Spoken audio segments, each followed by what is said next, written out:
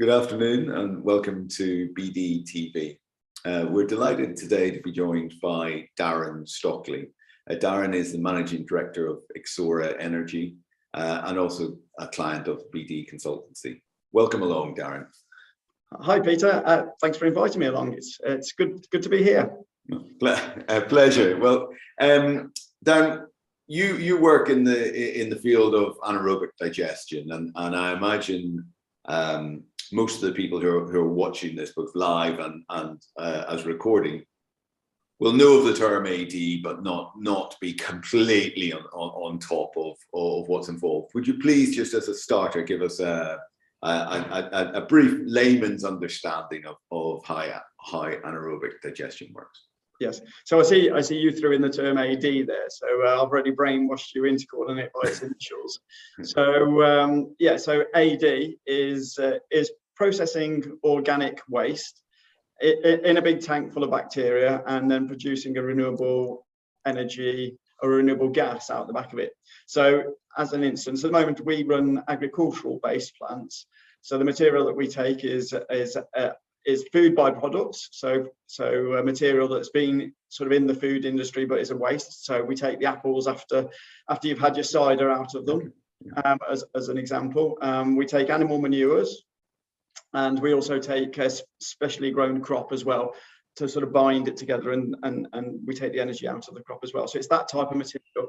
There is AD that actually takes food bin type waste, but we don't take that material because at the back end we like to have an organic fertilizer that's a really sort of high quality material. So, okay, and that then goes back to the farming community. That goes back to the farming, yes. And then the gas we produce, you can do one of two things with it. So you either clean the gas up, and once you've cleaned it up, you can actually put it into the gas network, exactly as we as users use at home. Yeah. Or the other alternative is to actually put it into a specifically designed engine that then turns it into electricity, and then we inject the electricity into the power grid, again directly into the national network. Ah, super. It's a fascinating time for energy. It's, front page news, certainly until last week it was front page news every day. What's really driving that? Is it the war in Ukraine, or is it something beyond that? Well, I think we just knew that if we hung around for long enough, we'd eventually become trendy, like flares or flare cows or something like that. No, it's the war in Ukraine has sort of exacerbated it, really. But if we all cast our minds back now, when to the COP meetings and the warnings about global warming and the earth melting and all that sort of stuff, that was really what kicked off the process. And I think, Peter, that's when you and I sort of first came into contact with each other, because at that point in time there was definitely a move, a significant shift towards renewable energy. Yeah. Now, clearly the war in Ukraine and what's happening with Russia and the move away from Russian energy has definitely demonstrated the need to have local energy for each of the individual countries, and to have locally produced energy is clearly an advantage. If you look what's happening in Germany at the moment, where they've been so reliant on Russian energy, and all of a sudden now they've said they're not going to use it. For them, it is a big it is a big change to start moving away from the reliance on Russia, and instead of facing towards Russia, now they're having to face in other directions to get their energy, or face having energy rationing. So that really exacerbated it. And then of course the thing that has kept all it going in the news at the moment is obviously the impact on the pricing of individual homes, and the government is now having to sort of intervene in that, and that is purely again down to the sort of world economics for energy. So Liz Truss has made various statements about intervening on behalf of domestic buyers. Is that right? But we're not yet clear about exactly what. No, well, at the time of writing, I think we've been given an indication of exactly how they're going to go about that. But the one thing that we haven't been given is the tariff rates and things like that at the moment. Certainly not for businesses. So, but we know it'll sort of strike a tariff for the end user. But of course, in terms of what the the big energy producers are charging, there's going to be that gap, isn't there? Because we're going to get protected at one level, but the world energy market is still going to keep moving on. Is going to be substantially higher. Hence, they talk about these sort of £1 billion bailouts, don't they? So, and how has that changed your thinking? How has that different environment around agency, around energy, changed your plans at Ixora? Well, the economics have changed substantially. I mean, we've gone through a strange cycle on the ground in terms of during COVID, when nobody was consuming because the businesses were shut down. Energy rates were very, very low, and now we've got a position where energy rates are a bit higher. So actually on the ground, in terms of how we transact our business, it does change the way we actually think and operate on the ground. But moreover, and I think this is as I come back to really during the COVID times, this is in terms of a strategy for Ixora. This is when we first approached you. The whole sort of energy market is moving into a different territory at the moment. You've got a lot of businesses that have potentially got waste products or are being forced to try and achieve net zero. And so you've got a number of businesses that are actually quite well positioned to operate AD plants, as in they've got a waste product, and at the moment they're paying a fortune for their energy. So they've got two pieces of the jigsaw where we can sort of look to work with them. So I've already mentioned like the breweries and the cider producers. You know, they've got this material that comes out of the back end of their process, but equally, in the meantime, they're currently buying in energy. So that was really, as you know, where we sort of started working to you, because we wanted to have a look around that market and see if we could identify or start to identify people where, as the market moves on, these people are there that we can provide advice to or actually provide a solution to. So yes, and has it? Do you find it's generating more interest from other countries, or are other countries ahead of us in terms of what they're doing? Well, some countries are ahead of us. So it's Italy, Germany, to some extent, France are a long way ahead of us. I mean, it's worth noting that in this country, of our energy, the gas that we actually use, because the type of energy that we produce is gas, as opposed to solar power, which produces electric, or windmills, electric again. There's not too many renewables that produce gas. So we are a little bit sort of unique in that process. So this country at the moment gets, of its gas, sort of roughly 50% of it comes from Norway and 50% of it comes from the North Sea. Okay. And then about 1% of it comes from renewables, from AD plants. Whereas in somewhere like Denmark, that percentage is much higher. You know, it's sort of in the 20 odd percent territory as well. Okay. So the take up is very different in different markets, and and some of those areas are ahead of us as well. So the European Union have stated, in terms of one of their aims for getting off Russian gas, is to actually increase the population of AD plants to get renewable gas.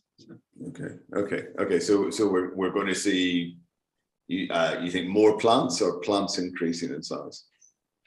A little bit of both, I think. Yes, yeah. The only problem is for building an AD plant at this moment in time, a bit like the consumer at home, there's price uncertainty, because it's all very well at the moment the price is being very, very high, but we've seen this week that the Ukraine-Russia situation has changed, and if that changes again, the prices may come back down again. So that uncertainty impacts on investors looking into this market as well. But as you say, right at the start, it's an area that there's a lot of people are actually looking at now because of market forces. So. Yes. No, it's full disclosure, it's been fascinating working with you. So it was an industry with an awareness of, but nothing around the complexity of how it works and all the different dynamics at play. And what we've seen in the last 7 months has just really brought that to light, and the importance of that circular local provision of gas and consumption of it. if I may move on, because a lot of the people who'll be listening to this are representing law, accountancy, and management consultancy firms. Now, obviously, you provide consultancy and project management services yourselves, but you're also a consumer and a buyer of professional services. How do you look when you're assessing different firms and you're choosing who to work with and who to stay with? What is it for you that's attractive, and what is it that's a turn off when you're looking at, especially at accountancy and law firms? Well, I think the one thing for me that has changed is I think the sort of market for professional services seemed to change somewhat with COVID. So I suppose when I'm employing a firm to try and get services, what I'm looking for is the actual expertise the firm has, sort of their ability to do accounting or their ability to do law. For me, it is a given. But the thing that sets companies that I want to work with apart is those that provide a solution to me. So are providing, so we'll actually make sure a project gets completed. Not just don't just give me legal advice. Work with me to make sure that this particular project gets over the line. And we do work with professional firms on a number of projects. And for me, the thing that has sort of changed a little bit during COVID times is the fact that I don't know, perhaps I'm a dinosaur, but working from home now, it just seems to have impacted on the ability to sort of deliver and achieve deadlines. So yes. I hark back to the days when you did an audit, when the accountants did an audit, we all sat in a room and nobody left the room until the audit was complete, and the auditors were living out of a hotel, so therefore they couldn't leave the hotel until it was finished, and everybody sort of focused on deadlines and on a project and on delivery and an endpoint. I just feel a little bit at the moment with the working from home situation, it's very, very easy to sort of say, I've answered that email, not my problem now, it's somebody over there. And things would have taken minutes now seem to take days. So what I'm looking for in a law firm or an accounting firm or any sort of services I get is someone that's going to get hold of that project and recognise a deadline and actually deliver a deadline. Yeah, no. That was quite long-winded, wasn't it? No, it's really interesting though, Darren, because I'm sure other people watching this, like me, most of the voices they hear are positive around how productive professionals are being in this hybrid economy, and how it's working well, and they're still delivering as much chargeable work and so on. But it's really interesting, and I think it will be a red light to some people to hear that. Actually, although they're putting the hours in, for some clients, they're not getting the same value, and that might be project management, that might be that sense of completion and accountability. So what would be an example of the sorts of projects? Is this about buying and selling plants? Yeah. So if we were buying and selling a company, it used to be the case that you'd knock around the sale and purchase agreement for a period of time, but at some point we would have a focus that a completion date would be at the end of a month, for argument's sake, and there'd be a few things we got to sort out, and then everybody would get in the room, and we would, as I say, I'm a dinosaur, but we would effectively lock the door, and it would be the following morning before we got out sometimes, but yes. We knew that the deal would be completed before everybody, nobody ever went home. Yes. It would get completed, whereas now, as I say, perhaps that was too much of a macho environment or whatever it was, but now the deadlines just seem to come and go and go backwards and forwards. So. But, yes, but now you just get me on my hobby horse and making me sound like a grumpy old man. No, if you're feeling it, I'm sure other people will too. And by your own admission, maybe it was too far before, but from your personal standpoint, you think, am I right in saying perhaps the pendulum has swung slightly too far towards? But deadlines are very important to me on this type of thing, because it's not core to our business. So if these sort of things are going on for month after month after month, it's a distraction away from us, from the strategy of the business, and delivering our own strategy, isn't it? So, and particularly if you're paying somebody by the hour, then and they don't seem to have any incentive to actually restrict the number of hours. Yes. Well, I know a number of firms are looking at how they do charge and so on, and I hear from their perspective sometimes the difficulty getting hold of clients because of remote working, especially in the previous 2 years. I hear that less so now. But thank you for being that grumpy old man, as you said. Thank you for telling it as it is for you, running a number of AD plants, because if that's happening on the ground, it's important that people who market these firms and people who look after the client relationships are aware that it's not hitting home for a number of people.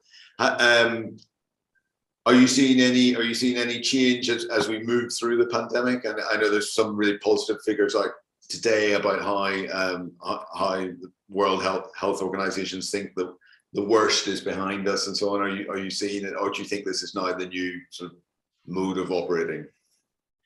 Well, I mean, it's interesting because that sort of news at the moment isn't at the forefront, and obviously this particular week we've had a very unusual week, haven't we, in terms of the news? But fundamentally, what has got to come back round again, I think, is going to be, and there is another series of sort of COP meetings coming up, I think. So we've got to cycle back round again to environmental issues, haven't we? The fact that the fact that it got very warm this summer, and the fact that poor old Pakistan at the moment are nearly 50% underwater or whatever. At some point this has got to resurface. So the pandemic may be getting resolved, but I think environmental matters are going to come to the fore again. Yes, shortly. So and indeed, maybe a new monarch who's been articulate and had energy around this in the past might help to bring it to the forefront again. Who knows? Yes, I'm not sure he's allowed to talk in the way that he used to. Now I think there's rules, isn't there? Okay. Well, I will keep my days of constitutional law are long behind me. So Darren, thank you very much for giving us that appreciation, both what's changing within your business and also that interaction with professional firms. What is life when you're not keeping the plants ticking along at full capacity? Well, I'm a man from the Midlands, and I've moved to Devon. So for a man that likes walking along the coast and likes pubs, it's a combination of those two every weekend, and one invariably leads to the other for me. So I've got to say that Devon now I've moved down here is a very pretty county with a lot of attractions to it. So yes, I'm enjoying living here at the moment. And, Okay, yeah, it certainly is a beautiful place, and you're doing your bit to keep it that way by driving green energy. So Darren, thank you very much for talking today. I knew you'd bring a fresh perspective. I know it's something that's front of mind for a lot of people, both in their home life and their working life, around what's changing with climate and with energy prices and the upward pressure on costs. So thank you very much for giving your really informed perspective. It's been a real pleasure to have you on today.